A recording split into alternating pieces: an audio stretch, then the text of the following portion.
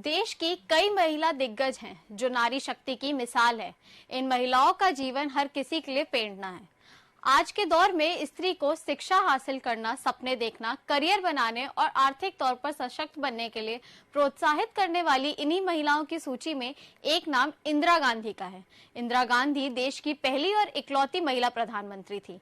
आज इंदिरा की जन्मतिथि पर जानिए उनकी जिंदगी से जुड़े कुछ अनछुए पहलुओं को। इंदिरा गांधी आजाद भारत की पहली महिला जिन्होंने सरकार बनाई और पूरे भारत का नेतृत्व किया। आजादी के 76 साल में इंदिरा गांधी के बाद अब तक देश को कोई महिला प्रधानमंत्री नहीं मिली।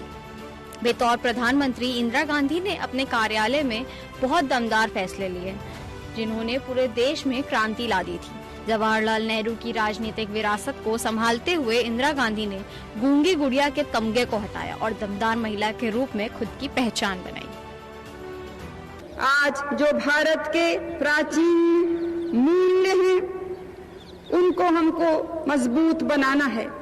हम भारतीय नागरिक हैं और हम में से किसी को कभी न वो काम करना है, कभी न वो शब्द बोलने हैं, न कभी वो विचार भी करना नहीं है जिससे भारत माता का सिर झुक सकता है।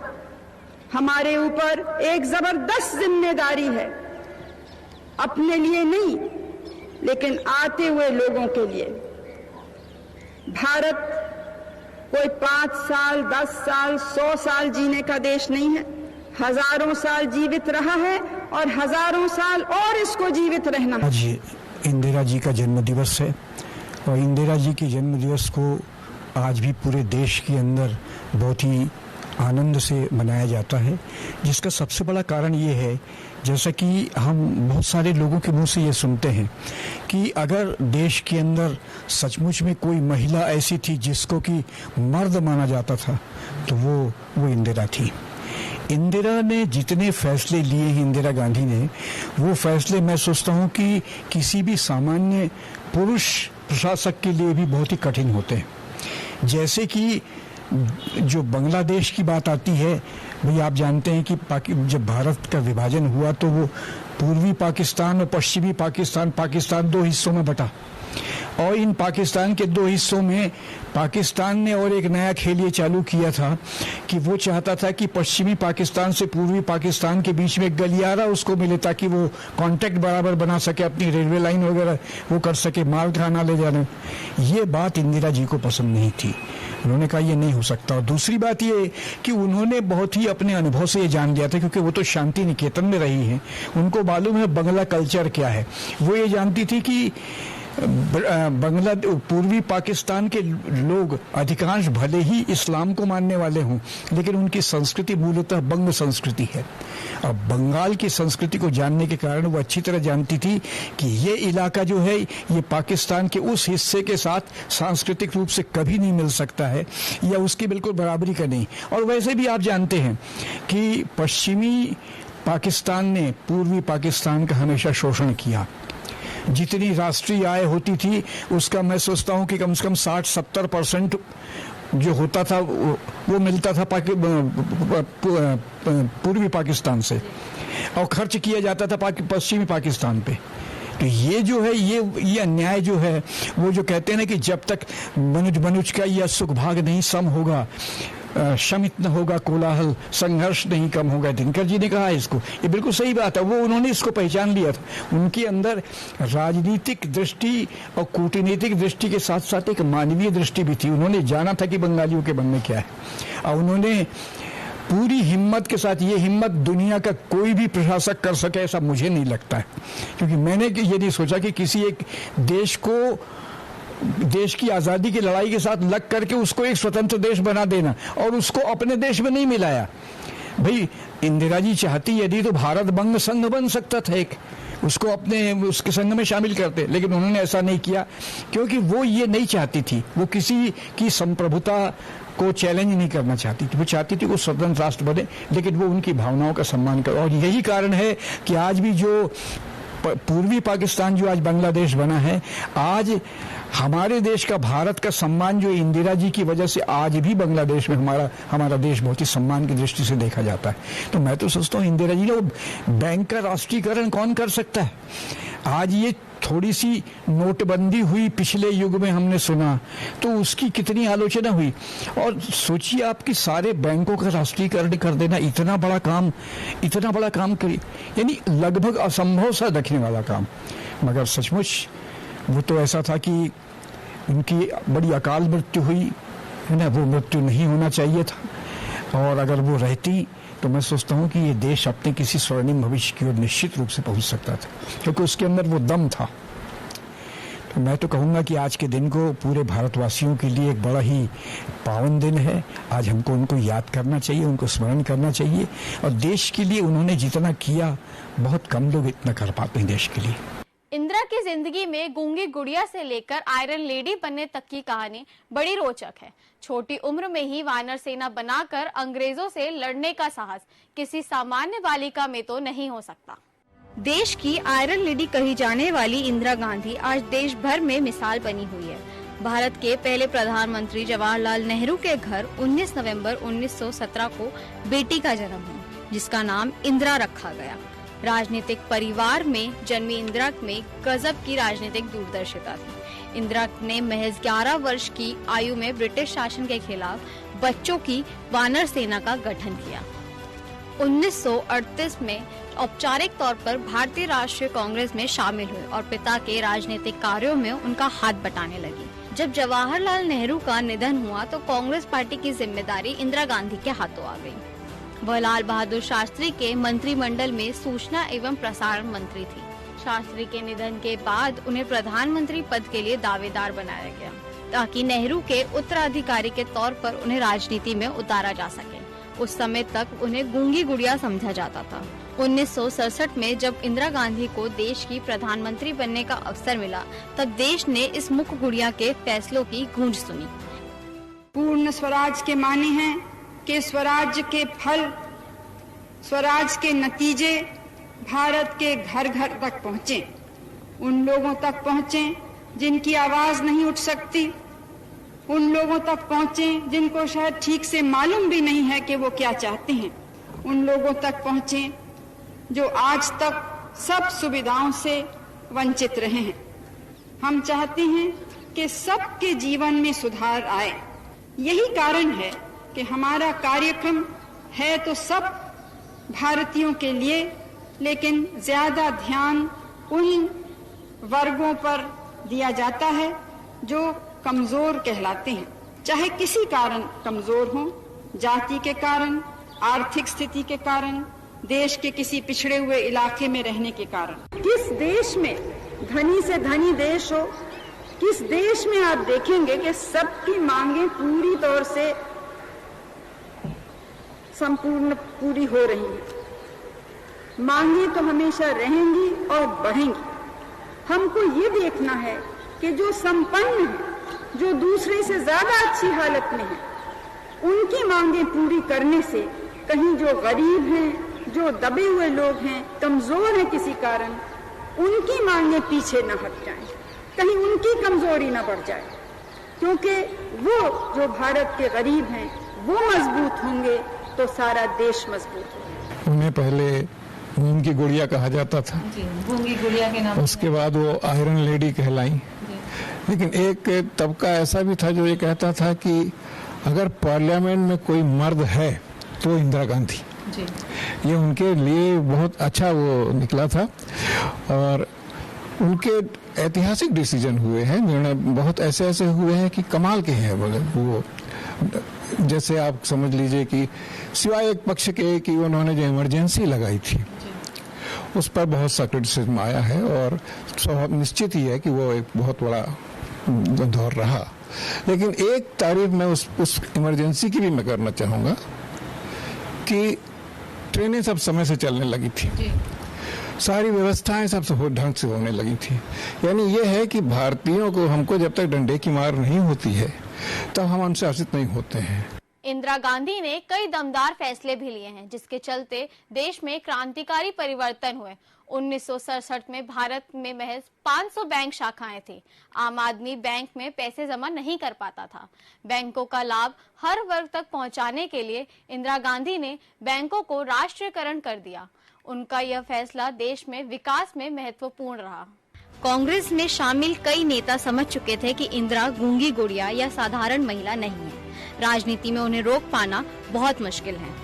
कांग्रेस सिंडिकेट इंदिरा को पद से हटाने की तैयारी करने लगे तो इंदिरा गांधी ने पार्टी का विभाजन कर उस दौर की राजनीति में सबसे दबंग और हिटलरशाली फैसला लिया। आजादी के बाद से ही भारत पाकिस्तान के संघर्ष जारी थे। पाकिस्तान की कब्जा नीति के कारण बहुत से बंगाली शरणार्थी भारत आने लगे। पाकिस्तान को अमेरिका का समर्थन मिल रहा था, लेकिन इंदिरा किसी से नहीं डरी। उन्होंने पूर्वी पाकिस्तान पर हमले का आदेश देते हुए उस इलाके को आजाद कराया और बांग्लादेश के निर्माण में सहयोग दिया।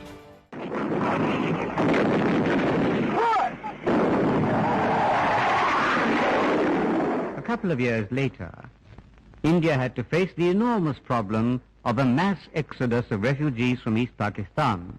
Does that mean we allow a massacre to continue? What happened first? How many people were killed according to your correspondence of British newspapers, of American newspapers, of French newspapers, Canadian newspapers, Arabian newspapers? The massacre began long before there was a single guerrilla. But it's a contribution to quietening the situation, as I say. No, what does quietening mean? Does it mean that we support the genocide? And do you think it can be stopped? Do you think people are going to sit aside and watch their women raped in front of them? And say that, no, we are going to quieten the situation? That's not quietness. That is the worst possible type of war, is the worst possible type of violence. ये बांग्लादेश, पाकिस्तान बांग्लादेश का जो हुआ विभाजन तो हुआ, बहुत अच्छी बात है। लोग उसके बारे में कई तरह की बातें होती हैं और आर्मी ने हमारे बहुत अच्छा रोल किया, निहाजी और उसका हुआ। लेकिन इंदिरा गांधी की तारीफ इस बात के लिए करना चाहता हूं कि वहां से जो लोग विस्थापित हुए उन्हें हमारे यहाँ बहुत स्थान दिया गया। आपको शायद पता होगा, यहाँ छत्तीसगढ़ में भी यहाँ पर बिल्हा के पास या यहाँ चकरभाटा, बिलासपुर के पास चकरभाटा में एक बहुत बड़ा कैंप लगा और यहाँ रायपुर में माना कैंप में बंगालियों को वहाँ के जितने थे हाँ बखांजूर में उनको जो स्थान दिया गया, उसके बारे में हालांकि कहा भी गया लोगों की हमारी स्थिति ऐसे वैसे, मगर ये जो है ना विश्व प्रसिद्ध घटना मानी जाती है। इमरजेंसी को छोड़ दीजिए अगर, तो इंदिरा गांधी जैसी महिला और जो उन्होंने जैसे लिया है, जैसे परमाणु बम का भी के लिए भी हमको माना जाता है, इंदिरा गांधी ने उसमें वो किया था और उनके जो निर्णय होते थे विरोधियों का निश्चित ही रहता है कि विरोध करते हैं, इसमें कोई शक नहीं है, विरोध करना भी चाहिए जहां भी उचित होता है। तो मैं समझता हूं कि सिवाय इमरजेंसी के उनके बैंक नेशनलाइजेशन, बैंक का राष्ट्रीयकरण यानी अकल्पनीय बात थी एक प्रकार से। ये समझिए कि उस समय कितने प्राइवेट बैंक चल रहे थे और उसके बाद कितने 18 बैंक राष्ट्रीयकृत बैंक हुए। ये भी एक जिस प्रकार आज की बात करते हैं कि हम लोगों ने ये किया है, तो उसी प्रकार की इंदिरा गांधी यानी अब्रप्ट डिसीजन लेती थी और जो लेती थी वो मान लिया जाता था कि हाँ वास्तव में ऐसा है, ऐतिहासिक निर्णय लेते हैं उन्हें। इंदिरा गांधी के शासनकाल का सबसे बड़ा और विवादास्पद फैसला आपातकाल रहा। 1971 में इंदिरा पर चुनाव से सरकारी मशीनरी के दुरुपयोग का आरोप लगाया गया। इस पर इलाहाबाद हाईकोर्ट ने 1975 के लोकसभा चुनाव को रद्द कर दिया। इंदिरा पर चुनाव न लड़ने का बैन भी लगा दिया गया। विपक्ष इंदिरा ने इस्तीफा की मांग करने लगा। हालांकि इंदिरा गांधी ने विपक्ष और कोर्ट के विरुद्ध जाते हुए देश में आपातकाल लगा दिया, प्रेस की आजादी को रोक दिया और कई बड़े फेरबदल भी किए। वाम के प्रति झुकाव तब अपने चरम पर था। सोवियत की मदद से इंदिरा गांधी ने बांग्लादेश बनाने में अपना दखल दिया। उनकी प्रसिद्धि अपने चरम पर थी। यहाँ तक कि अटल बिहारी वाजपेयी ने भी तब उन्हें दुर्गा कहा था। कम्युनिस्टों के साथ सब सुखद मौज मस्ती ने भारत और विश्व व्यवस्था में कोलाहल मचा दिया, खासकर उस समय जब दूसरे देशों के साथ संबंधों में सुधार करना पश्चिम के लिए आसान नहीं था। तो आइए कुछ इतिहासकारों से जानते हैं इंदिरा जी के इतिहास के बारे में। इंदिरा गांधी का जो संबंध था वो छत्तीसगढ़ से भी एक खास संबंध था। उन्होंने छत्तीसगढ़ में भी आई हैं, वो छत्तीसगढ़ के लोगों से भी मिली हैं, और एक इत्तेफाक भी है कि जो छत्तीसगढ़ के एक प्रसिद्ध इतिहासकार हैं डॉक्टर रविन्द्रनाथ मिश्रा जी, उनसे इंदिरा गांधी की मुलाकात भी हुई है, उनके साथ बहुत अच्छी फोटोग्राफ्स भी है, और उनकी कुछ इंदिरा गांधी के साथ लेके खास मेमोरीज रही है। और उस विषय पे हम डॉक्टर रविन्द्रनाथ मिश्र जी से बात करेंगे कि किस तरीके से उस समय का इंदिरा गांधी का व्यक्तित्व था, किस तरीके से उनका डिसीजन मेकर था, जिसे लेकर पूरा देश का कहता था कि ये गूंगी गुड़िया कब आयरन लेडी बन चुकी है। और इन सारे विषयों को लेके सबसे पहले हम जानने की कोशिश करेंगे कि इंदिरा गांधी का जो छत्तीसगढ़ प्रवास था वो क्या था, कैसे था, क्योंकि वो उस समय की सूचना एवं प्रसारण मंत्री थी, और डॉक्टर मिश्रा उस समय के जो यूनिवर्सिटी है यहाँ की रविशंकर यूनिवर्सिटी, तो वहां पर वो स्टडी कर रहे थे, और उस दौरान उनका क्या रिश्ता था, किस तरीके से बातचीत हुई थी, इसमें हम खास लंबी एक बातचीत करेंगे। जी डॉक्टर साहब नमस्कार। नमस्कार सर, इंदिरा जी से आपने मुलाकात की है, वो इंदिरा जी के साथ जो मिलने वाला जो मोमेंट था वो क्या था, किस तरीके का था? इंदिरा जी जब 2 जुलाई 1965 को यहाँ पर आई थी विज्ञान महाविद्यालय परिसर में, तो ये मैदान जो है वहाँ पे मंच बना था, वहाँ उनका भाषण हुआ था। उस बार जब भी आती थी जितने नेता आते थे नेहरू जी, विनोबा जी, ये जो स्थान हम लोग खड़े हैं यहाँ, इसका इन्होंने अनावरण किया था। और उसके क्योंकि विश्वविद्यालय में जो यूटीडी जिसको हम कहते हैं, तो यूटीडी का अध्ययन का ये शुभारम्भ उन्होंने किया था। तो उनसे उनका जो व्यक्तित्व था, उनकी बातें थी, उनकी सोच विचार को सुन करके हम छात्र लोग उस समय की युवा पीढ़ी के लोग काफ़ी प्रभावित थे। और इस दृष्टिकोण से हम देखें तो उनका एक अविस्मरणीय योगदान रहा। और रायपुर में तो बीच बीच में जब कभी भी आने के अनेक प्रसंग मिलते हैं, पर ये ऐतिहासिक महत्वपूर्ण इसलिए है क्योंकि साइंस कॉलेज में, बल्कि उस समय तो योजना ये थी कि ये पूरा साइंस कॉलेज विश्वविद्यालय के साथ मिला दिया जाए, तो ये बहुत अच्छा कैंपस हो जाता। 280 एकड़ कैंपस यूनिवर्सिटी का, 100 एकड़ यहाँ का, तो एक भव्य विश्वविद्यालय हो जाता। कहते हैं लेकिन ऐसा नहीं हो पाया, अभी भी किया जा सकता है। तो इंदिरा जी से उस समय, उसके पश्चात बहुत से लोग और आए उनसे मिलने के लिए, तो उनको व्यस्तता थी, सीधा वो निकल गई और बोले कि आप लोग सब दिल्ली आना करके। आप उस समय इंदिरा जी से मुलाकात किए हैं जिस समय महिला जो थी वो बाहर नहीं आती थी, और वो एक राजनीतिक तौर पर एक प्रधानमंत्री के तौर पर आई थी। उनके व्यक्तित्व में ऐसे क्या झलक थी जो कहा जाता था कि पूरे विश्व को बांधने की ताकत रखती है? उस समय निश्चित रूप से उनका जो व्यक्तित्व था काफ़ी प्रभावशाली था। दृढ़ निश्चय की क्षमता उनमें थी, और एक निर्णय लेने का, तो वो सब परिलक्षित होता है कि उनके विचारों को सुनकर बहुत कुछ समझ सकते हैं, जान सकते हैं। और बाद में जब प्रधानमंत्री के रूप में हम उनको देखते हैं तो निश्चित मान करके चलिए कि एक अद्भुत क्षमता थी। वैसे भी देश के प्रथम प्रधानमंत्री के रूप में हम उनको याद करते हैं, और उन्होंने जो काम किया उसे बांग्लादेश के संबंध में निश्चित रूप से एक ऐतिहासिक काम या निर्णय कह लीजिए। और जब मैं मुरारजी से देसाई जी जब मैं अहमदाबाद में बैठा चर्चा कर रहा था, तो मैंने कहा भी था कि शांति और अहिंसा के प्रसंग में हम यहाँ पे आए हुए हैं, तो बांग्लादेश के संबंध में आप लोगों का जो रहा, जो कुछ भी विचार क्या था, तो तुरंत उत्तर दिया था कि हम अपनी रक्षा के दृष्टिकोण से हमने उसमें हस्तक्षेप किए थे। तो कहने का मतलब ये लोग इतने तत्काल जवाब देते थे, ये करते थे प्रसंग को, ये सब अद्भुत क्षमता में हम देखने को मिलती है। आप बतौर इतिहासकार हैं, और इतिहासकार के साथ में ये कहा जाता है कि इतिहासकारों को वो बहुत सारी जानकारियां रहती हैं। इस बीच में एक चीज कहा जाता था कि उन्होंने 11 साल की उम्र में वानर सेना बना ली थी। जिस समय बच्चे खिलौने से खेलते हैं, तो वो अंग्रेजों से लड़ने की ताकत के साथ साथ में एक वानर सेना बनाई हुई थी। उस समय वानर सेना जो बना था, तो अंग्रेजों के षड्यंत्र से बचने के लिए, और ये बच्चे जो थे ये निश्चित रूप से हम ये कह सकते कि वानर सेना देश के उस समय की ऐसी शक्ति बन गई, रायपुर में भी वानर सेना था, तो ये ऐसी शक्ति बन गई कि उनके बच्चों के मन में ये भर दिया गया कि एक अंग्रेज जो है तुम्हारे, हम उनके एक प्रकार से अंतर्गत हैं, ये भी उनको भगाना है, करना है। तो अंग्रेजों के खिलाफ एक वातावरण विचार का बीजारोपण जो है वानर सेना के माध्यम से उन्होंने किया था। और वही वानर सेना के जो तरुण लोग, युवा लोग आकर के राष्ट्रीय आंदोलन में भाग लिए। संजोगवश मेरे पास ऐसे कुछ चित्र भी हैं जिनमें कि इंदिरा जी के यानी बचपने सदृश कह लीजिए, खान अब्दुल गफ्फार खान, ये गांधी साथ इंदिरा जी बैठी, मान लो बच्चों को 25 उम्र की बात आप कर रहे हैं, तो बचपन से ही उनमें प्रतिभा जो है परिलक्षित हो रही थी। तो ये मैं देखता हूँ कि नागरिक के नाते, इतिहास का अध्येता के नाते, तो इस दृष्टिकोण में देखें तो निश्चित रूप से उनका पुण्य स्मरण करके नमन करते हम कह सकते हैं कि देश में इतिहास जो डॉक्टर राधाकृष्णन कहते थे कि इतिहास देश की स्मरण शक्ति। तो इतिहास इंदिरा जी के काल के इतिहास को देख करके, आज के संदर्भ में विचार करके भविष्य के भारत के निर्माण में कुछ बिंदुओं को ग्राह्य किया जा सकता है। और मान लो कहीं पे कुछ बिंदुएं विपरीत है तो उसका विश्लेषण किया जा सकता है, सोच करके कि उस समय युवा शक्ति की मनस्थिति क्या थी, या इस निर्णय के पीछे कौन ऐसी शक्ति थी जिन्होंने उनको गलत सलाह दिया जाए, सब मतलब तो इस प्रकार से तो निष्कर्ष हम कह सकते हैं कि निश्चित रूप से उनका कार्यकाल जो था एक समीक्षात्मक दृष्टि देखें तो भारत के लिए एक अच्छा कार्यकाल था। इंदिरा जी का एक 500 बैंकों को जो राष्ट्रीयकृत करने का निर्णय था, वो उस समय की दृष्टि से कितना सही था?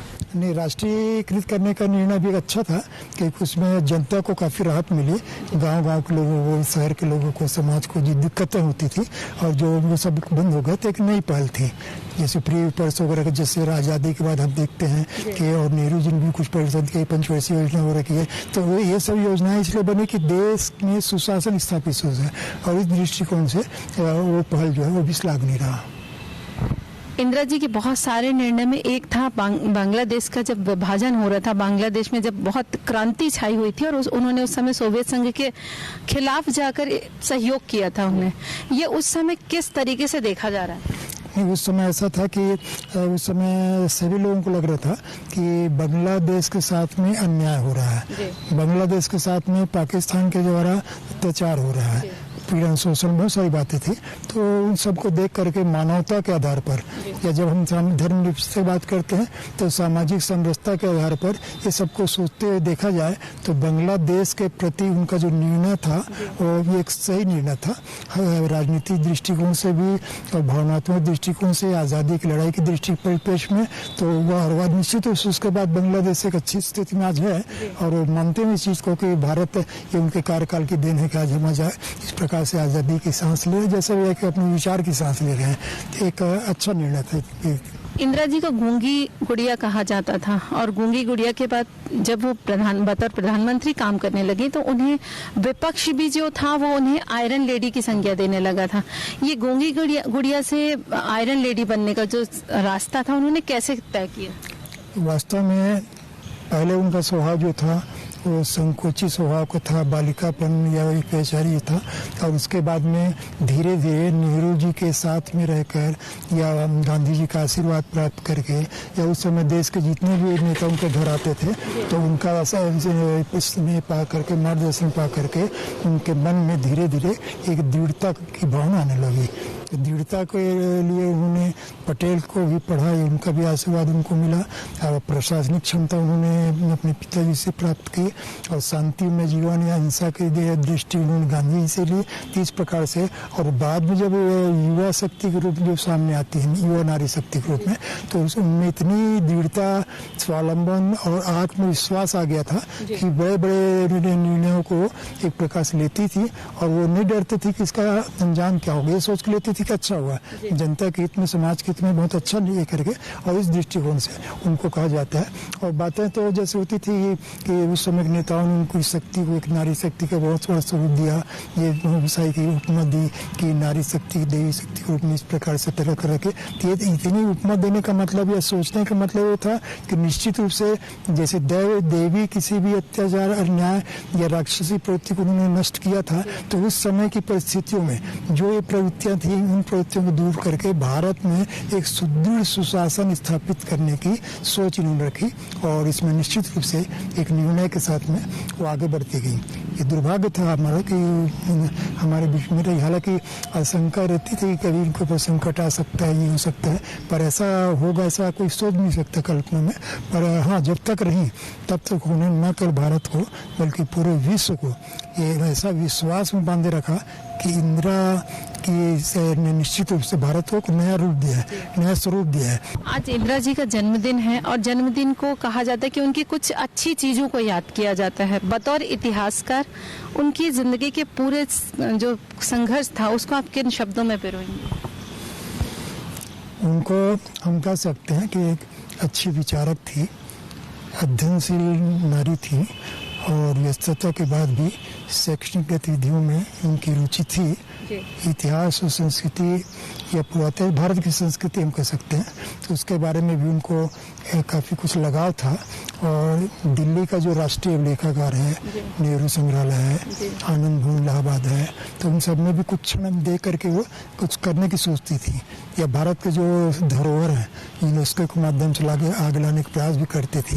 ये अलग बात है कि राजनीतिक व्यस्तता के कारण सांस्कृतिक सोच जो है आगे नहीं बढ़ पाया था, और था उनकी परिकल्पना थी कि भारत की सांस्कृतिक निधि को भी किस ढंग से आगे बढ़ा करके युवा पीढ़ी के सामने लाया जाए। तो साथियों, ये थे डॉक्टर रविंद्रनाथ मिश्र जी, जो छत्तीसगढ़ के पुरोधा कहे जाते हैं, इतिहासकार हैं और इन्हें हम एक चलती फिरती लाइब्रेरी भी की संज्ञा दे सकते हैं, क्योंकि इनके पास पुराने समय के वो इतिहास जमा है, इनके पास वो सारे संग्रह हैं जिसे अगर हम पढ़ने बैठेंगे तो शायद हमारे लिए एक युग निकल जाएगा। और ये हमारा सौभाग्य था कि हम उस युग से आज इंदिरा जी के जन्म शताब्दी पर बातचीत किए। कैमरा पर्सन नरेंद्र के साथ रेणु तिवारी नंदी, TV 24 से।